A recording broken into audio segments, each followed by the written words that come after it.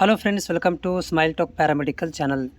Friends, SSP ಮೂಲಕ ನಿಮ್ಮಗಳಿಗೆ ವಿವಿಧ ಸ್ಕಾಲರ್ಶಿಪ್ಗಳಿಗೆ ನೀವು ಅಪ್ಲೈಗಳನ್ನು ಹಾಕಿದ್ದೀರಾ. ಹೋದ ವರ್ಷದಿಂದನೇ ಹಾಕ್ತಾ ಬರ್ತಾಯಿದ್ದೀರಿ. ಡಿಸೆಂಬರ್ದಿಂದ ನೀವು ಅಪ್ಲಿಕೇಶನ್ಗಳನ್ನು ಹಾಕ್ತಾ ಬರ್ತಾಯಿದ್ದೀರಿ. ಅದು ದಿನಾಂಕಗಳು ಎಕ್ಸ್ಟೆಂಡೆಡ್ ಆಗ್ತಾ ಏನಾಗ್ತಿದೆ ಅಂತಂದರೆ ಈ ತಿಂಗಳವರೆಗೂ ಕೂಡ ಎಕ್ಸ್ಟೆಂಡೆಡ್ ಆಗಿದೆ.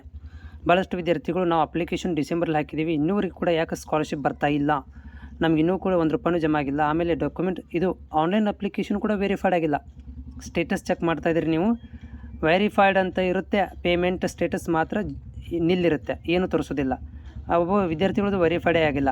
ಸೊ ಇದಕ್ಕೆ 108 ಕಾರಣಗಳಿದ್ದಾವೆ. ಒಂದನೇದು ಏನಂತಂದರೆ ಇಲ್ಲಿ ಕೌನ್ಸ್ಲಿಂಗ್ ಪ್ರಕ್ರಿಯೆಗಳು ಬೇರೆ ಬೇರೆ ಕೋರ್ಸ್ಗಳದ್ದು ಅಟ್ ಎ ಟೈಮ್ ಆಗದೇ ಇರದ ಕಾರಣ ಅವ್ರುಗಳಿಗೆ ಏನು ಮಾಡ್ತಾರೆ, ದಿನಾಂಕಗಳನ್ನು ವಿಸ್ತರಣೆ ಮಾಡ್ತಾ ಹೋಗ್ತಾರೆ. ಉದಾಹರಣೆಗೆ ಇಲ್ಲಿ ನೋಡ್ತಾ ಇದ್ದೀರಿ, ಹಿಂದುಳಿದ ವರ್ಗಗಳು ಅಂದರೆ OBC ವರ್ಗದ ಅಭ್ಯರ್ಥಿಗಳಿಗೆ ಆನ್ಲೈನ್ ಅಪ್ಲಿಕೇಶನ್ ಹಾಕಲಿಕ್ಕೆ ಎಲ್ಲ ಕೋರ್ಸ್ಗಳಿಗೆ 31/5/2025 ತನಕ ದಿನಾಂಕವನ್ನು ಕೊಟ್ಟಿದ್ದಾರೆ.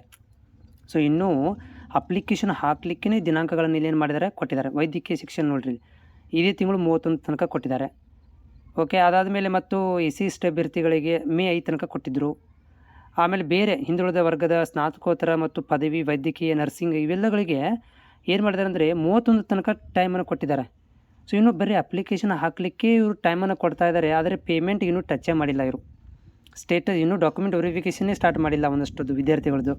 ಹಾಗೆ ಯಾಕಂದರೆ ಹಿಂದೆ ಅಪ್ಲಿಕೇಶನು ಬಿಟ್ಟಿದ್ದಾರೆ, ಈ ಕಡೆಯಿಂದ ಪೇಮೆಂಟ್ ಹಾಕ್ಲಿಕ್ಕೆ ಸ್ಟಾರ್ಟ್ ಮಾಡಬೇಕಿತ್ತು. ಬಟ್ ಏನೋ ಇನ್ನೊಂದು ಎರಡನೇದು ಬಲವಾದ ಕಾರಣ ಏನಂತಂದರೆ, ಈ ಪೇಮೆಂಟನ್ನು ಮಾಡಲಿಕ್ಕೆ ಸಾವಿರಾರು ವಿದ್ಯಾರ್ಥಿಗಳಿಗೆ ಹೋದ ವರ್ಷ ಕಂಪೇರ್ ಮಾಡಿದ ಈ ವರ್ಷ 25% ವಿದ್ಯಾರ್ಥಿಗಳೇ ಅಪ್ಲಿಕೇಶನ್ 25% ಪೇಮೆಂಟ್ಗಿಂತ 25% ಹೆಚ್ಚಿಗೆ ವಿದ್ಯಾರ್ಥಿಗಳು ಅಪ್ಲಿಕೇಶನ್ ಹಾಕಿರುವಂಥದ್ದು. ಇದು ಒಂದು ಒತ್ತಡ ಬಂದುಬಿಟ್ಟಿದೆ ಸರ್ಕಾರಕ್ಕೆ, ದುಡ್ಡನ್ನು ಕೊಡಲಿಕ್ಕೆ ಒತ್ತಡ ಬಂದಿರುವಂಥದ್ದು. ಅಂದರೆ ಎಲ್ಲರಿಗೂ ಕೂಡ ಇವರು ಎಲಿಜಿಬಲ್ ಕೊಟ್ಬಿಟ್ಟಿದ್ದಾರೆ, ಎಲ್ಲರೂ ಹಾಕ್ರಿ ಅಂತೇಳಿ. ಅಲ್ಲಿ ಏನಂತಂದರೆ ಇಲ್ಲಿ ಇಷ್ಟೇ ಪರ್ಸೆಂಟೇಜ್ ಇರಬೇಕು ಅಂತ ಒಂದು ಕಂಡೀಷನನ್ನು ಹಾಕಿದರೆ ಕಡಿಮೆ ಆಗ್ತಿತ್ತೇನೋ, ಆದರೆ ಏನು ಮಾಡಿದ್ದಾರೆ, ಎಲ್ಲರಿಗೂ ಕೂಡ 50% ಇದ್ದಂಥ ಅಭ್ಯರ್ಥಿಗಳು ಕೂಡ ಎಲ್ಲರೂ ಹಾಕ್ಬೋದು ಅಂತ ಹೇಳಿಬಿಟ್ಟಿದ್ದಾರೆ. ಇಡೀ ಕರ್ನಾಟಕದ ತುಂಬ ಎಲ್ಲರೂ ಕೂಡ ಈ ಒಂದು ಸ್ಕಾಲರ್ಶಿಪ್ಗೆ ಅಪ್ಲೈ ಮಾಡಿದ್ದಾರೆ. ಆದರೆ ಜಿಲ್ಲಾವಾರು ಡಿವೈಡ್ ಮಾಡಿ ನೋಡಿದಾಗ ಬಜೆಟಿಗೂ ಮತ್ತು ಅಪ್ಲಿಕೇಶನ್ಗೂ ಅಜಗಜಾಂತರ ವ್ಯತ್ಯಾಸಗಳು ಆಗಿರೋದರಿಂದ ಫುಲ್ ಕನ್ಫ್ಯೂಷನಲ್ಲಿದ್ದಾರೆ, ಯಾರಿಗೆ ಕೊಡಬೇಕು ಯಾರಿಗೆ ಕೊಡಬಾರ್ದಂತ. ಸ್ಟಾರ್ಟಿಂಗ್ ಒಂದಷ್ಟು ವಿದ್ಯಾರ್ಥಿಗಳಿಗೆ ಮಾತ್ರ ಹಾಕಿರುವಂಥದ್ದು. SC/ST ವಿದ್ಯಾರ್ಥಿಗಳಿಗೆ ಬರ್ತಾಯಿದೆ ಕಾಮನಿಗೆ, ಅದು ಸ್ವಲ್ಪ ಬರ್ತಾಯಿದೆ, ಎಲ್ಲರಿಗೂ ಕೂಡ ಬಂದಿಲ್ಲ. ಆಯಾ ಜಿಲ್ಲೆಗಳಲ್ಲಿ ಡಿಪೆಂಡ್ ಆಗುತ್ತೆ, ಜಿಲ್ಲೆಗಳ ಮೇಲೆ ಕೂಡ ಭಾಳ ಇಂಪಾರ್ಟೆಂಟ್ ಇದು. ಯಾಕಂದರೆ ಒಂದಷ್ಟು ಜಿಲ್ಲೆಗಳಿಗೆ ಪೇಮೆಂಟ್ ಇನ್ನೂ ಸರ್ಕ್ಯುಲರ್ ಆಗಿಲ್ಲ. ಅಂದರೆ ಸರ್ಕಾರದಿಂದ ಸ್ಯಾಂಕ್ಷನ್ ಆಗಿಲ್ಲ ಪೇಮೆಂಟ್, ಜಿಲ್ಲೆಗಳಲ್ಲಿ ಹಾಗೆ ಉಳ್ಕೊಂಡಿದೆ, ಯಾರಿಗೂ ಕೂಡ ಪೇಮೆಂಟ್ ಮಾಡಿಲ್ಲ. ಆಮೇಲೆ ಜನವರಿಯಲ್ಲಿ ಸ್ವಲ್ಪ ಪೇಮೆಂಟ್ ಬಂದಿತ್ತು, ಅದನ್ನು ಏನು ಮಾಡಿದ್ದಾರೆ, ಒಂದಷ್ಟು ವಿದ್ಯಾರ್ಥಿಗಳಿಗೆ ಹಂಚಿಕೆ ಮಾಡಿದ್ದಾರೆ, ಆದರೆ ಎಲ್ಲ ವಿದ್ಯಾರ್ಥಿಗಳಿಗೆ ಮಾಡಿಲ್ಲ. ಜಸ್ಟ್ ಈ 25% ವಿದ್ಯಾರ್ಥಿಗಳಿಗೆ ಮಾತ್ರ ಪೇಮೆಂಟ್ ಮಾಡಿರುವಂಥದ್ದು.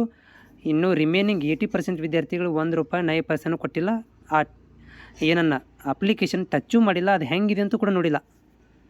ಇದಕ್ಕೆ ಕಾರಣ ಏನಂತಂದರೆ ಬಜೆಟ್ ಇಲ್ಲ. ವೆರಿ ಇಂಪಾರ್ಟೆಂಟ್ ಕಾರಣ, ಬಜೆಟ್ ಇಲ್ಲ.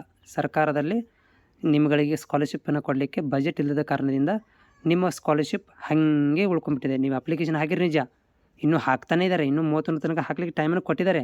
ಯಾರೆಲ್ಲ ಅಪ್ಲಿಕೇಶನ್ ಹಾಕಿಲ್ಲ ನೀವು ಹಾಕ್ರಿ, ಹಿಂಗೆ ಏನು ಮಾಡೋಕ್ಕೆ ಬರೋದಿಲ್ಲ. ನೆಟ್ ಸೆಂಟ್ರಿಗೆ ಹೋಗೋದು, ಅವ್ರಿಗೆ ದುಡ್ಡು ಕೊಡೋದು, ನೆಟ್ ಸೆಂಟ್ರದವರು ಮನೆ ಮೇಲೆ ಮನೆ ಕಟ್ಕೊತ ಹೋಗ್ತಾ ಇದ್ದಾರೆ. ನಮ್ಮ ವಿದ್ಯಾರ್ಥಿಗಳಿಗೆ ₹1 ಬರ್ತಾಯಿಲ್ಲ. 80% ವಿದ್ಯಾರ್ಥಿಗಳಿಗೆ ಸ್ಕಾಲರ್ಶಿಪ್ ಬಂದಿಲ್ಲ ಈ ವರ್ಷ. ಯಾವಾಗ ಬರುತ್ತೆ ನೋಡ್ಬೇಕೀಗ. ಸರ್ಕಾರ ಏನು ಕಣ್ಣು ತೆಗೆದು ನೋಡ್ತೋ, ಅಟ್ಲೀಸ್ಟ್ ಮಿನಿಮಮ್ ಅಮೌಂಟ್ ಆದರೂ ಕೊಟ್ಟರೆ ಒಳ್ಳೆಯದು, ವಿದ್ಯಾರ್ಥಿಗಳಿಗೆ ಹೆಲ್ಪ್ಫುಲ್ ಆಗುತ್ತೆ. ಲಾರ್ಜ್ ಅಮೌಂಟ್ ಏನು ಬೇಡ ನಮಗೆ, ಮಿನಿಮಮ್ ಅಮೌಂಟ್ ಆದರೂ ಕೊಡ್ತಾರಾ ನೋಡ್ಬೇಕೀಗ.